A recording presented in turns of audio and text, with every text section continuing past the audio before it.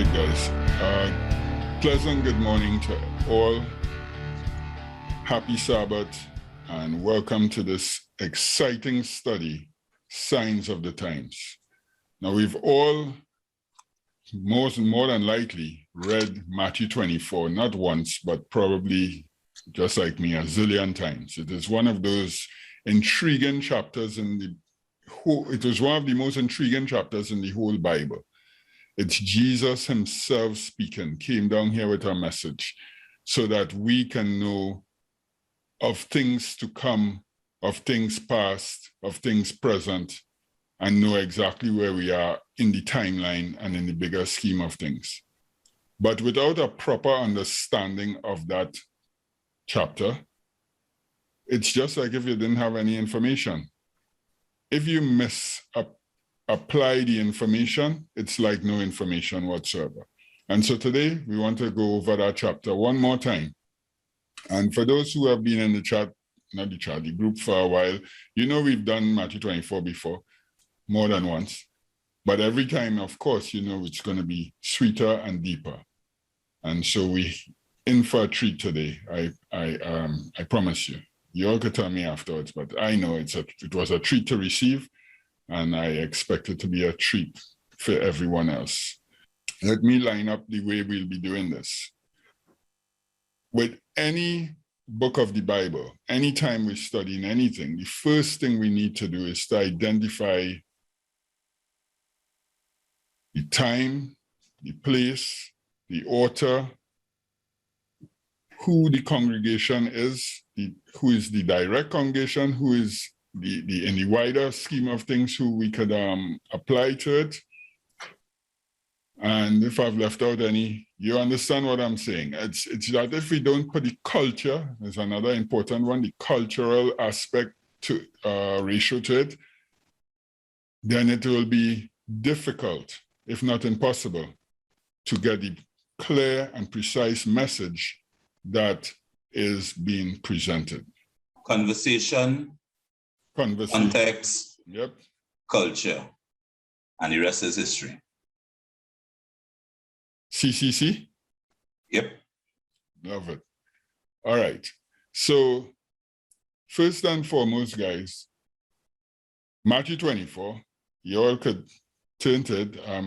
Before I turn on the screen, I want to go here. This is a picture I got online of a map outline of Jerusalem back in the times of Jesus.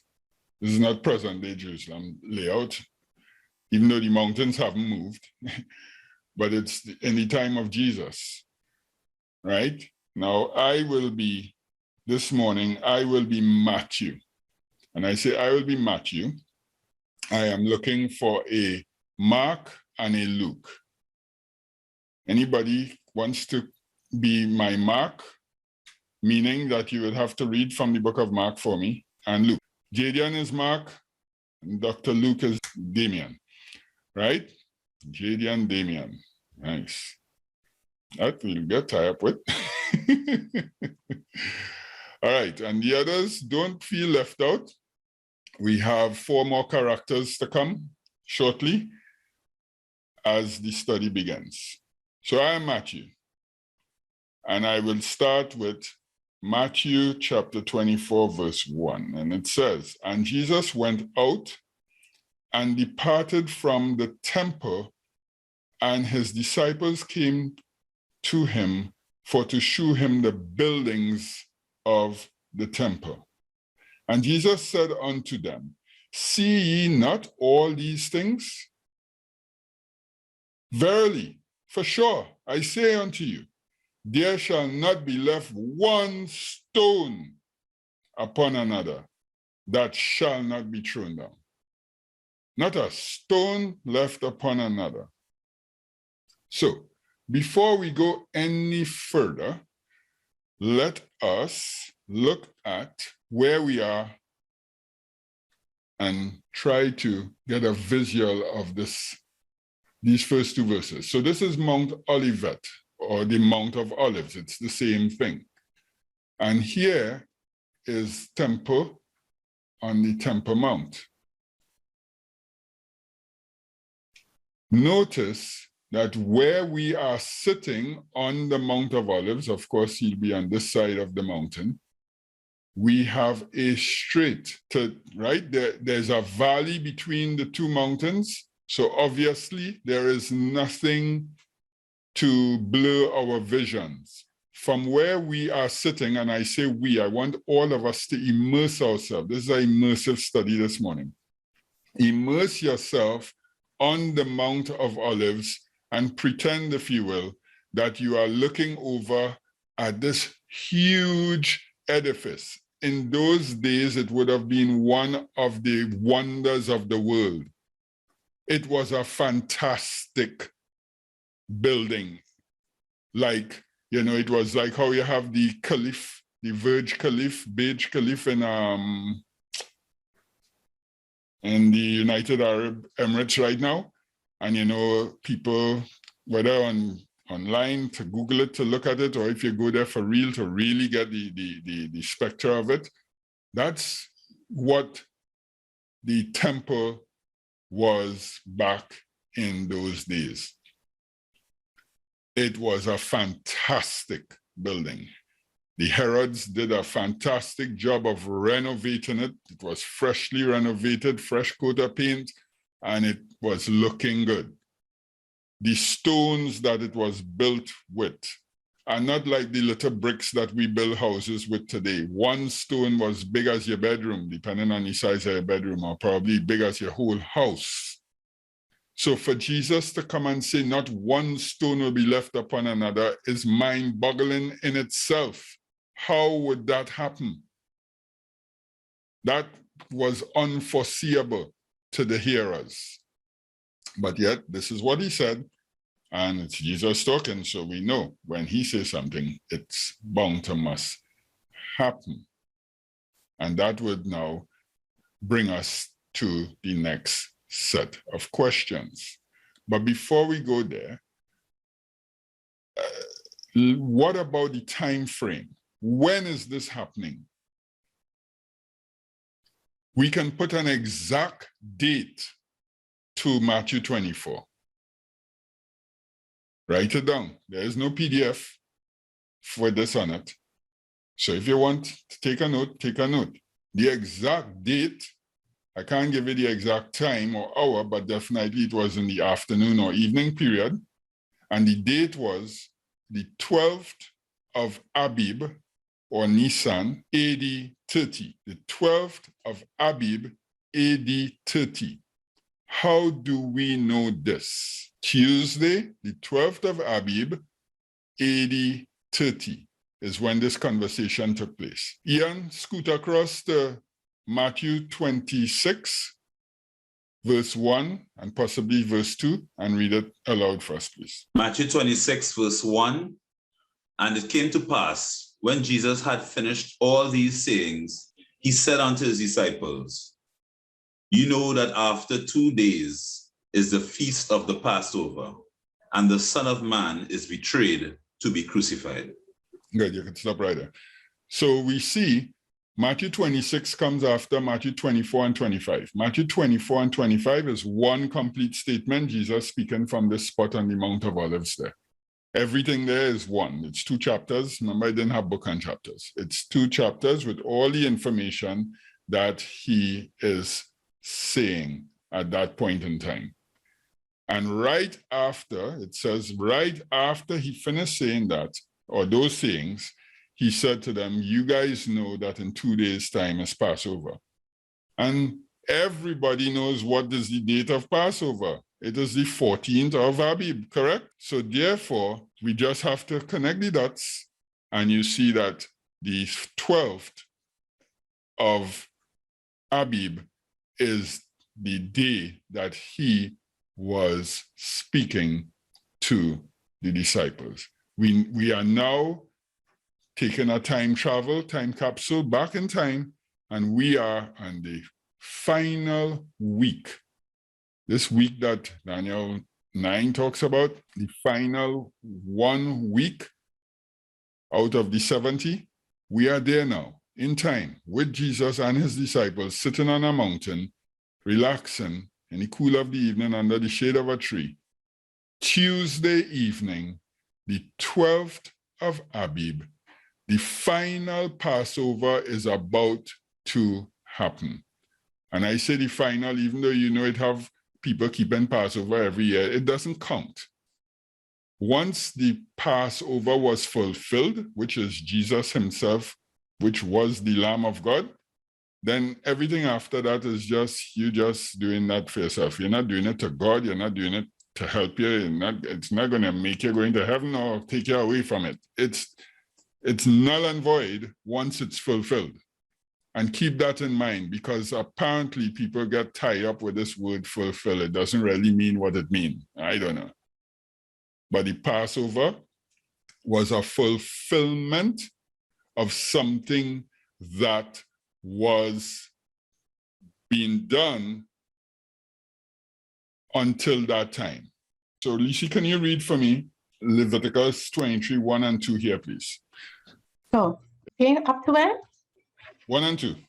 All right. Leviticus 23, verses 1 and 2 says, And the Lord spake unto Moses, saying, Speak unto the children of Israel, and say unto them, concerning the feasts of the Lord, which ye shall proclaim to be holy convocations, even these are my feasts. 6 days. No, 1 and 2. Oh, sorry. So Leviticus 23 goes on to list all the feasts, starting with the Sabbath. The next one is the Passover and the Feast of Weeks and Tabernacles and Trumpets and Day of Atonement. It lists all of them here in Leviticus 23, okay? It's not the only place. You have it in Deuteronomy 16, etc.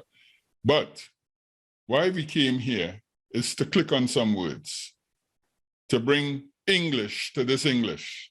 It says, speak unto the children of Israel and say, concerning the feasts. First thing, feasts. Anybody remember what this word is? This word that is translated feast here? It's 4150.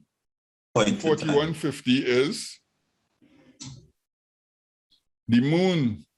The first time ever in the Bible that this word is used is in Genesis 1.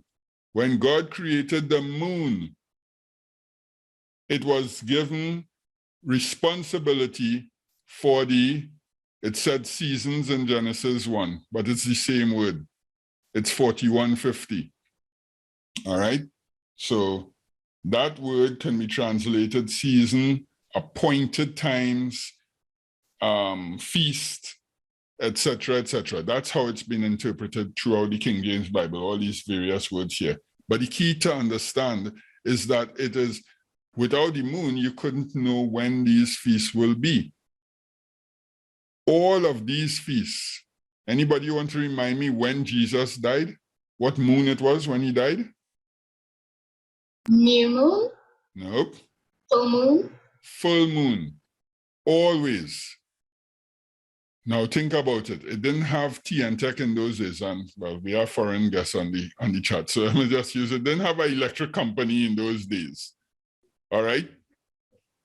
So you see how God in all his wisdom, these feasts where people will be expected to be carrying on all into the night, where normally they'll just go and sleep early like chicken because they had to get up early to farm the land. Now with the feast, it's different. Everybody's in Jerusalem. And what did God do? He put a big giant moon, bright as possible in the sky for these feasts. You will see that all of them fall in the middle of the month, which is the full moon. And that's why we can't go with the Gregorian calendar when looking at these things. We have to look at it from the perspective that God gave it. So the new moon started the month, that's the little sliver and the dark and so on. But the full moon is where he put Passover and the Feast of Unleavened Bread, 14:15. It is smack dab in the middle of the month. So it's the brightest time in the sky so that we can all enjoy ourselves, even though I guess they're still using a little lamp and flambeau and whatever have you, but you have the full moon to not bounce your toe. So this is the time period we're dealing in right now. When they came looking for him in Gethsemane with torches and so on, the moon was bright. All right, but the next word is the more critical one. This one that since we're small, we're hearing and you'll have the Sabbath is a holy conversation. Convocation. Did I say conversation? Holy convocation. Yeah, Mr. King James. What does that mean? What does that mean? 4744. The simplest way to understand it, and you can see there in big bold in the middle of the screen, is a rehearsal. A rehearsal. That is what the word means. And to be more specific, it's a dress rehearsal. So let's go back to the verse, and Lisi, hit me again, verse 2. Add in, instead of these King James words, let's put the words there. Okay. Verse 2. Speak unto the children of Israel, and say unto them concerning the appointed times of the Lord, which ye shall proclaim to be dress rehearsals. Even these are my appointed times. Beautiful. Beautiful. See what I tell you to read? I can't even do it that good. And I mean that. Clear and precise. If nobody didn't get that, I don't know when you'll get it. All the feasts were dress rehearsals. Now, if they are dress rehearsals, doesn't it mean that at some point in time, the actual production must be put on? Of course. Yes. And so each one of these feasts had to have a fulfillment if God calls them dress rehearsals. Now, the first one I want to look at, even though this is not our direct line of thinking today, in fact, it could become that. So let's just go with the flow. Here it says, 6 days shall work be done, but the 7th day is the Sabbath of rest. Not the Sabbath of worship, not the Sabbath of going to church, the Sabbath of rest, full stop. And holy, no, a dress rehearsal, ye shall do no work therein. It is the Sabbath of the Lord thy God in all your dwellings. It is a dress rehearsal. Could anybody in the group tell me when this was fulfilled? This is the very first one in the list.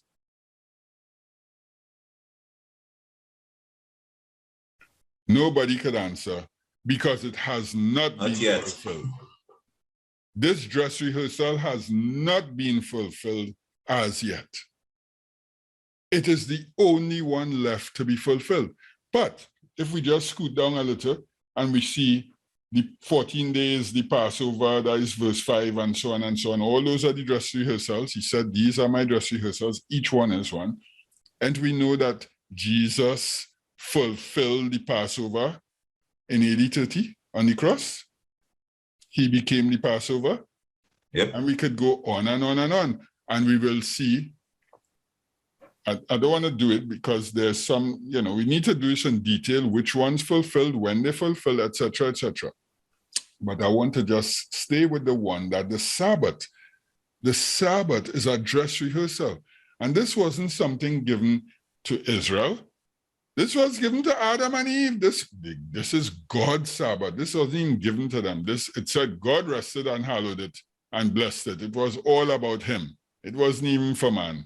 That's why I say the Sabbath is made for man and not the other way around, right? God gave us a gift, but not only did he give us a gift, he gave us a clue, guys. Signs of the times. Everybody looking in newspaper, you wouldn't find it there. They're looking in Daniel and Revelation, you wouldn't find it there. You're looking in Nostradamus and all them other silly things. You won't find it there. You certainly can't find it on CNN. Or worse yet, the worst of all is these people who every night they get in dream and getting up the next morning and posting a YouTube video and God showed them this and that and the other. Okay, sickens me. Those, you're not going to find the signs of the times there. If that is your source, God help you. So we need to be sure where we are getting our information from to ensure that it's accurate. Let me change the screen and show. something here that I've put out. And by the way, this is just a short PDF I've just put together here. If anybody wants it as usual, it's available, right? It's just 3 pages. Now, you ask for a sign. Here are 7. Jesus spent 6 hours on the cross, and then he died. He rested. Oh, before I say this, the divisions of time given in scriptures to us as mankind is hours, days, weeks, months, years. You will not find minutes or seconds in the Bible. These are the divisions that God gave. Now, nothing wrong with minutes and seconds, or nanoseconds if you want to go there, but I'm saying from a scriptural point of view, all we have is from hours to years. And look at this little layout here, and you would see that with every discipline of time or distinction of time, Jesus has left us a sign with every one of them. If you want a sign, look at this. This is the sign. 6 hours Jesus spent on the cross. If you can't remember, it was from 9 a.m., the 3rd hour, to 3 p.m., the 9th hour. That's found in the book of John. From 9 a.m. in the morning to 6 p.m., and then he gave up the ghost. 3 p.m. Sorry, 3 p.m. Yeah, I keep saying 6. 3 p.m. is 6 hours, right? That is an amazing fulfillment of the dress rehearsals in more ways than one. Just to skim it, 9 a.m. was the time they put the first daily sacrifice on the altar. 3 p.m. was the time they put on the second one, the evening sacrifice. 2 morning and evening sacrifice. People who read Daniel 7 and not 7, 8, trying to figure this out and wouldn't go back to the proper alignment of it to understand what Daniel and Jesus was saying to Daniel in Daniel chapter 8. It's about the 2300 evenings and mornings is the 2300 morning and evening sacrifices. That's how they used to count it. But that's a subject for another day. So the morning and evening was of course, from Genesis 1, the evening and the morning, I'm going to reverse it proper, was a day. That made up a day, an evening and a morning. And how did God come and choose to make that like anniversary that? He put a sacrifice on the evening and he put a sacrifice on the morning. So the children of Israel will remember all the days of their life that he, the creator, created the world, and the evening and the morning made up a day. So Jesus fulfilled. Two lambs right there, back to back. But then he also fulfilled the Passover on the date and time that the Passover was sacrificed. That 3 p.m. simultaneously with the evening sacrifice was when they were instructed to sacrifice the Passover lamb. So while that Passover lamb was literally getting its throat cut in Jerusalem in the temple, Jesus was on the outside bleeding to death. And he gave up his ghost the same time that the lamb, which was the dress rehearsal, was given up its last. Jesus was the fulfillment of that dress rehearsal. So 6 hours, he rested on the 7th. 6 days, everybody knows this one. God rested on the 7th. 6 weeks, that is your count. God told them, count from the Sabbath after, the day after the Sabbath, in the Feast of Unleavened Bread, count 7 weeks. And then you shall have the Feast of Shavuot. Shavuot is just the Hebrew word for weeks. Some people call it Pentecost, some call it Feast of Harvest, some call it Feast of First Fruits. All those names apply to the same feast. 7 count of 6 weeks, and then the 7th one is when you will have a rest, a Sabbath. Then you have 6 months, 6 months to trumpets. The first month of the year is Abib or Nisan, and the 7th month begins with a Sabbath, a day of blowing trumpets. No work shall be done in it, and it is called the Feast of Trumpets. And in that month, it has more Sabbaths than any other month. It has 4 to be exact. The Sabbath of Trumpets, the Sabbath of the Day of Atonement, the Sabbath at the beginning and the end, the first day and the 8th day of the Feast of Tabernacles, 4 Sabbaths, and that is in addition to the weekly Sabbaths. So the 7th month is more resting than anything else.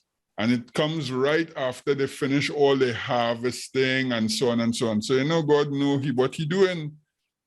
This is after the fields have been fully gathered in and crops and harvested and everything. So now it's time for a break, for a holiday. And He put it right there in the 7th month, but not by chance. 6 months all they work hard and the 7th rest. Now, unfortunately, if you look at Jerusalem calendar today, they have the 7th month as the first month. But that's a story for another day. If you want to do that, then you have totally lost the alignment with God's time. Tishri cannot be the first month of the year. God said it's Abib. Then we go to years. He tells the children of Israel, 6 years you shall sow your crops and reap and so on and so on. The 7th year, leave that land. Just don't do anything with it. You can eat anything you want, but don't plow, don't reap, right? When I say don't reap, it don't mean that if you're passing through, you can eat something. It's reap, like in harvest what it has there. Just eat, let your children eat, let your dogs, your cats, your cows, your everything eat from that. But do not engage in working the land. No farming. No farming. 6 months, 6 years, 1 year rest. Of course, we know people greedy couldn't do that. And so God do it for them. When He sent them into Babylon, He said to Jeremiah, He said, oh, they didn't want to give my land its rest? I will give it 70 years. All the rest that Allah didn't give it for all them years, He gave it. It had 70 years of rest. The land got all one time because they refused to do the simple thing that God said, which was keep a dress rehearsal. All these things are dress rehearsals, and He didn't want to lose sight of it because, of course, He has to come and fulfill it. Then the next one is take those years and make weeks of years. So 2 factors, years and weeks combine them into 7. So every 7 cycle, 7 of those, the 7th one is a jubilee. So every time that one of those went around, right up to the 6th one, they would rest. The land was in rest and so on. But the 7th one was a special one in which any servants was given back to their owners, any debts owed was canceled, etc., etc. The Jubilee year, the 7th 7. If we look at this is 6 identifying marks of God's pattern of how He does things. 6 hours, 6 days, 6 weeks, 6 months, 6 years, 6 weeks of years. 6 of them. You know, there's just one more to make it complete. And he gives it to us in Psalms chapter 92, where he says that a day is like 1,000 years and 1,000 years in my sight. And this is all about me. So I'm giving it to you just as how I would have it given to you. This world will endure is what the prophet said. Barnabas said, sorry.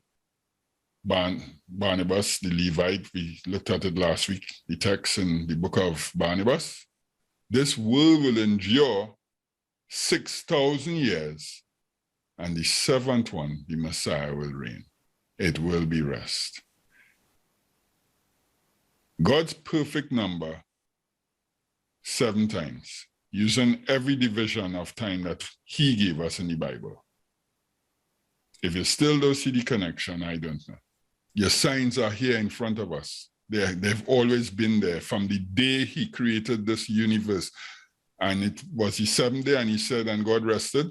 That was the sign. That's the sign of the end. We have it. You don't have to go looking for it. A little teaser. Patterns at the end of the 3 ages.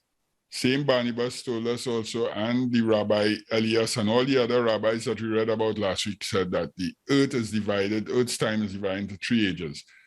The first age, then the age of the law, and then the age of the reign of Messiah. The one that, because they missed it, again, time alignment, they think it didn't come. Jesus is reigning in his kingdom right now for the past 2,000 years. But look at these alignments. On the 2nd day, water was divided. He took the water and put some above, and he took water and he left it below, and he put a division between the 2 waters, water from above, water below. That's on the 2nd day. Look at this. Within the 2,000 first years of Earth's history, coming close to the end of the 2000, he brought a flood. And what did he do? Open back the same windows that he put the water up there in to allow dry land to appear. He opened it back up and dump it back on the earth and cover back the dry land.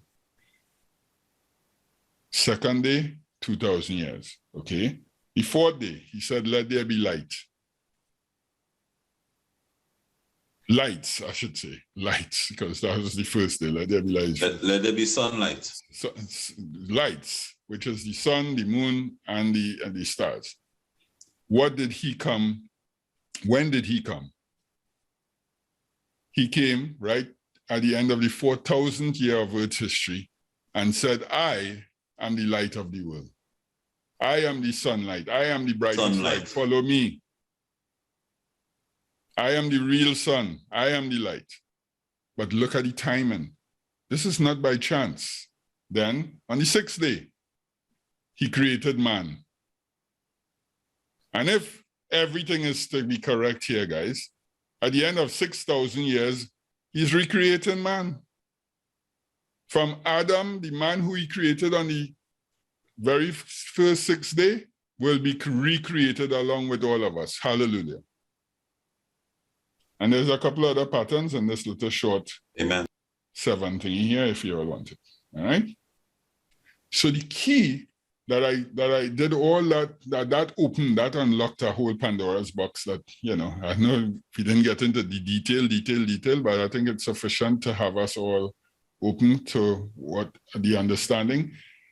The key is about the so-called holy convocations, which are really, the proper word, interestingly enough, is dress rehearsals.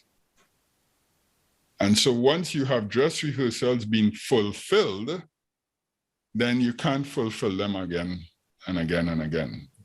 The dress rehearsals until the time that the play is, you know, what is called it when you do the first time? Premiered. All right. So I'm back to being Mathew.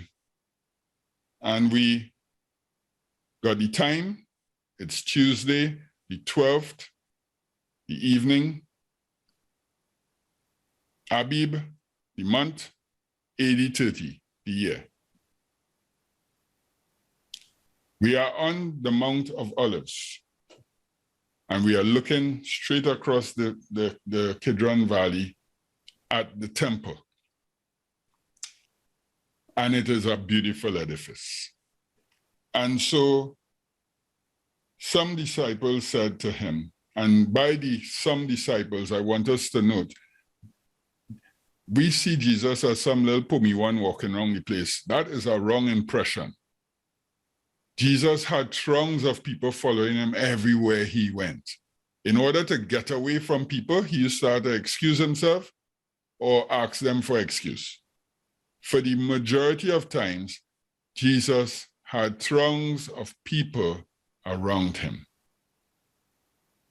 So he took a break, carried his disciples up on the Mount of Olives, asked everybody to excuse us because he's in Jerusalem. And once he's in Jerusalem, everybody wants to meet him, okay? He goes up on the Mount of Olives after these guys told him, look at this beautiful thing and thing. This wasn't his, when it says his disciples said that, this wasn't the apostles. This was people who were, wow, look at this. And then his apostles didn't have time with that. This was his disciples, meaning any amount or group of people, all right, who was following Jesus. So I need for us to identify who this conversation was directed to initially. Jesus speaking, obviously, but to whom? It says here in verse 3, and he sat upon the Mount of Olives. The disciples came unto him privately. Privately. So this is not a shouted from the top of the mountain, feed the 5,000 conversation. This is whisper in his ears. Tell us, when shall these things be, and what shall be the sign of thy coming and the end of the world? Well, who whispered in his ears this? Who? Please, Mark, please read from 13 verse 1 for me, please. Mark 13:1. And he went out of his temple. One of his disciples said unto him, Master, see what manner of stones and what buildings are here. And Jesus answered, saying unto him, Seest thou the great buildings? There shall not be one stone left upon another that shall be thrown down, that shall not be thrown down. As he sat upon the Mount of Olives against the temple. Read, I'll tell you when to stop. Privately, tell us when these things shall be, and what shall be the sign when all these things shall be fulfilled. And Jesus said, answering, said to them, he began to say, Take heed lest any man deceive you. Something is wrong. Hold on. Mark, something is wrong.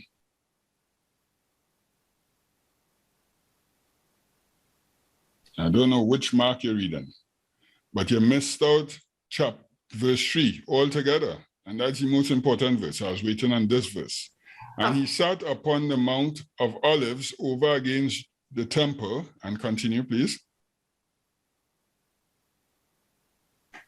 Mark, you're getting trouble now. Come on. And he sat upon the Mount of Olives over against the temple. Peter and James and John and Andrew asked him privately. Stop. Right? So who in Matthew just tells us his disciples approached him privately. But Mark tells us exactly who it was whispering in his ears. All right, so I need a Peter, James, John, and Andrew. I'll be Peter. Roger? I'll be James. Just now, who was Peter?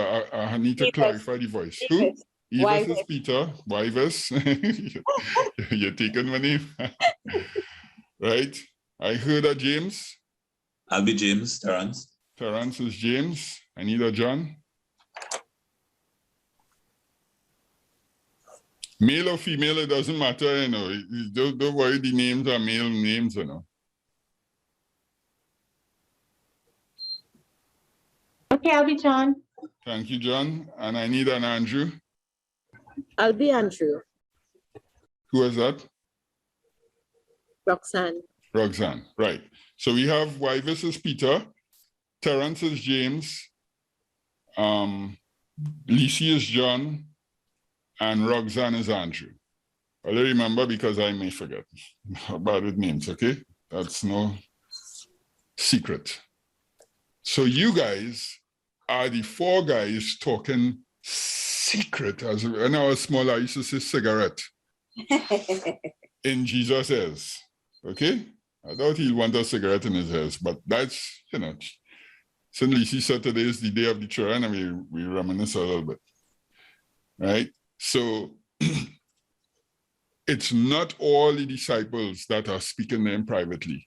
It is four of his closest. These guys were some of the first that he chose as apostles, and they remained his inner circle. So we know that what he's going to tell them here, like, when the Pharisees come and ask a question and you just brush them off, this is no brush off conversation. This is the real deal. Serious. Right. So we have identified the time, the place, the when, the how, where they are, and we have also identified exactly who is speaking to. Are these four disciples Gentiles, Jews, or a mixture? Jews. Jews. Perfect. Let's go on. Mathew. And Jesus answered and said, let me give you all your assignments. Your assignments. Right. Tell us, these are the questions. There are 3 questions. Tell us when these things will be. That is question number 1. When? They're asking for a time frame. When? I would like, who was the first person? Is Evis? Evis. Yeah. Use which one again? Peter? Peter, that's your question. And so what I want you to do, Peter, is that as we go through Matthew 24, when you hear the answer to your question, holler out and let us know. Okay. You are looking for the when. Peter, James, right. James is Ian. You have the next question. What shall be the sign of thy coming? Your question, James. What shall be the sign of thy coming? When you hear it, holler. Roger. John, Lisi. And third question, and the end of the world. And the end of the world? We leave it for now. Lisi, that's your question. End of the world. 3 questions. Right? Good. Andrew, don't feel bad. Andrew is Roxanne, right? Andrew, here's what I want you to do for me. When you hear of a resurrection of the dead as we go through this chapter, specifically at the point in time when the dead people rise from the, Jesus tells them that dead people will be resurrected, I need you to holler. Everybody has their roles? The 4 of you? Great. Yes. You all have to remember it, right? Because It's a lot for me I don't want to carry that burden. So once I pass it on to you, I am going to refocus now. Now, Mark and Luke, you all need to remember what is the last verse you read every time. So that when we go back to when I say Mark read, it's just a continuation from where you left off before. Or Luke read is just a continuation from where you left off before. All right. It's going to get exciting, guys. Really exciting. Watch this, because we dig in for the truth, and the truth will set us free. First thing we need to deal with is this: when is thy coming and the end of the world? Okay, end of the world. That's the first place where religion has gone and derailed themselves. The whole thing is derailed. If you start going in the wrong direction, with train tracks, if you press a button and it goes so, there's no way that that train is going to reach its desired destination if it gets derailed. And from the time we start off with the King James end of the world, it's all over from there. Let's try the NIV, which is a better translation of that word there. You see, tell us, they said, when will this happen? That's the first person's question, when. And what will be the sign? That's the second. And the end of the age, not the end of the world. If you're looking for these things in Matthew 24, the end of the world, you're on the wrong track, because that wasn't the question that these people whispered in Jesus's ear. They whispered, when will be the end of the age? You need proof of that, of course. That was just showing it in the NIV. But you don't have to agree with that. Let's go to Hebrews. Hebrews chapter 9, verse 26. Let's read. Hebrews writing to Jews. For then, talking about Jesus, for then must he often have suffered since the foundation of the world, but now once in the end of the world had he appeared to put away sin by the sacrifice of himself. Now, for time's sake, I'm not going to read the verses before or after. If you need to, just log it, read the book of Hebrews, okay? Or the chapter. Guys, something is wrong with this.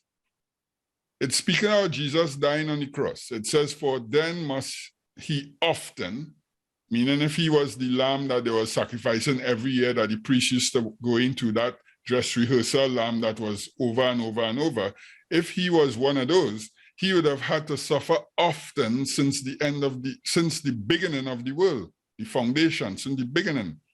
That same time when he created the other heaven and the other earth, he would have had to be suffering every day, or every year is what the author of Hebrews is saying. Right, since the foundation of the world. Now watch the word world. I'm going to click on it and look at the Strong's 2889. It's cosmos. It's where we get the word universe from in English, cosmos. It's the Greek word for universe. From the beginning or foundation of the world, what Jesus had to be suffering over and over. Now, but once, now in the end of the, world again, okay. If this is the end of the world that as we know it, that this is saying here, then Jesus couldn't come yet.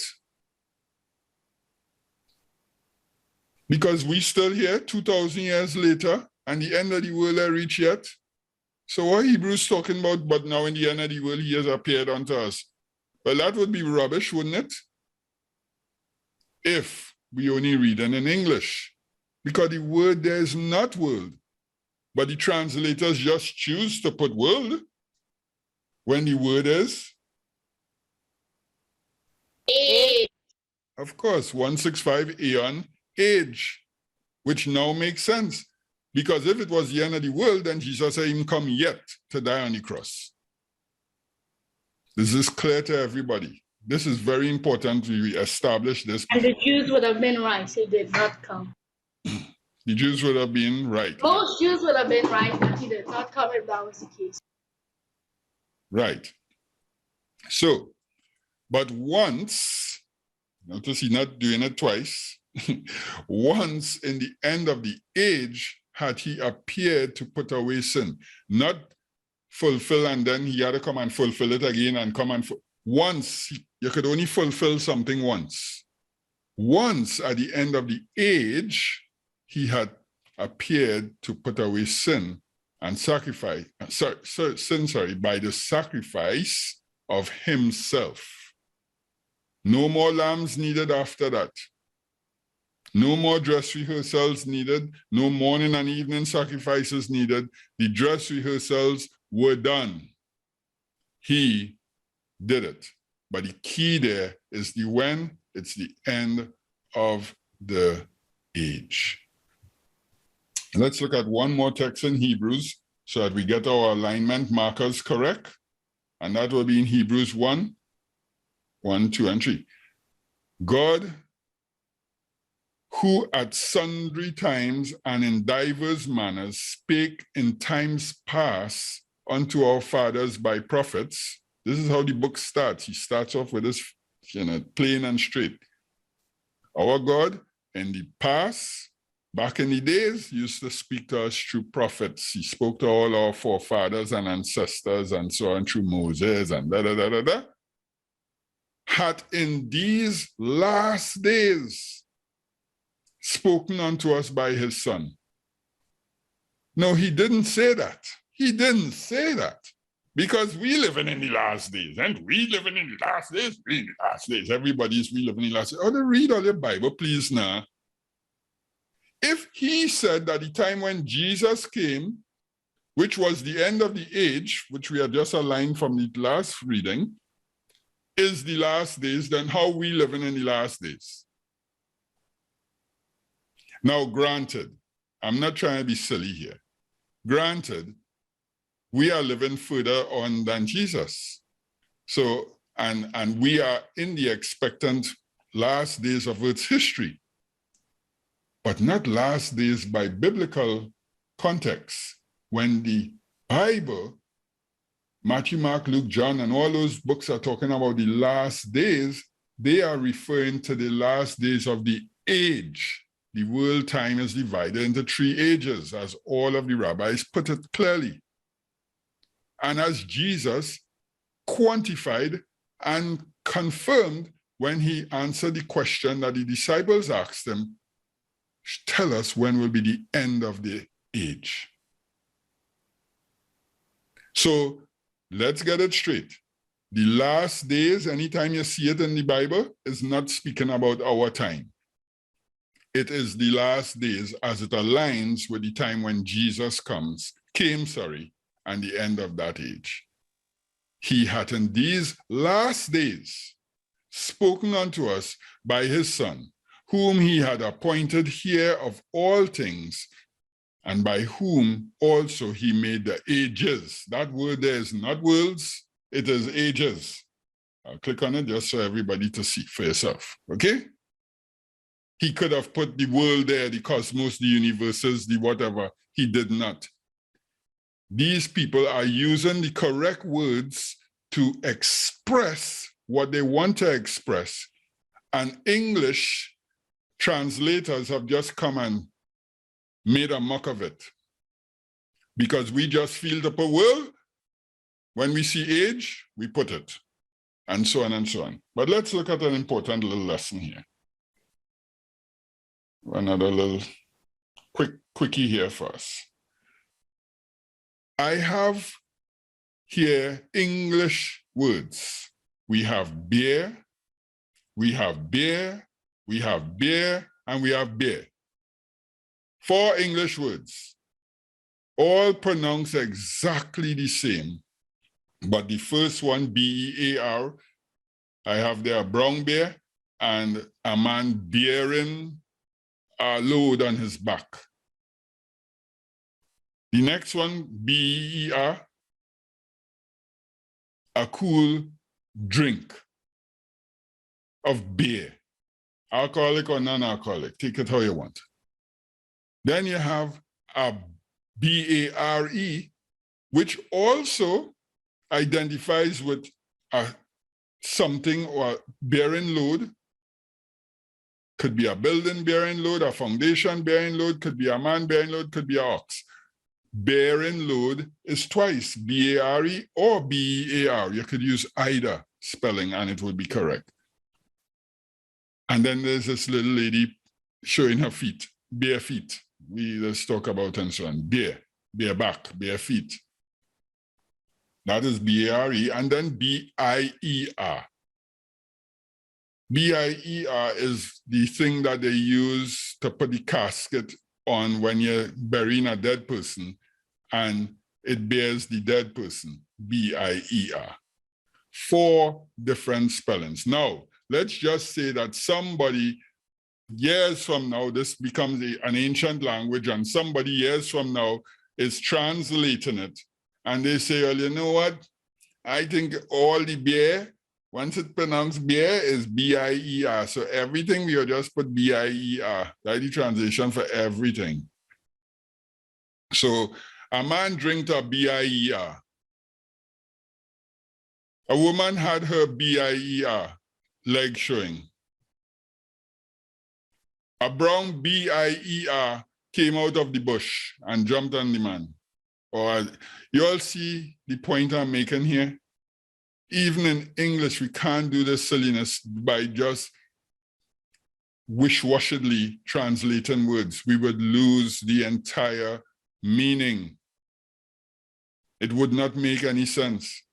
God's word is unadulterated. God's word stands sure, but not the translation, folks. If there's anybody out there still on King James Version, sorry for you, you know.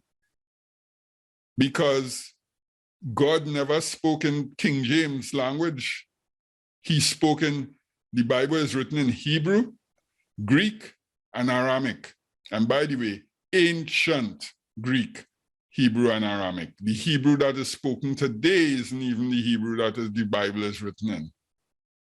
Neither is the Greek.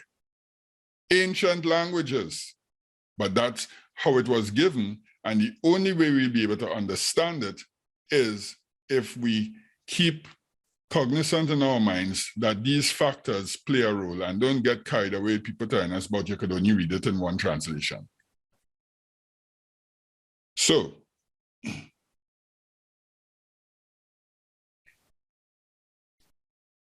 now that we've got those bases covered, I needed to just cover all those bases, now we could really get into the root of the study, which is Matthew 24.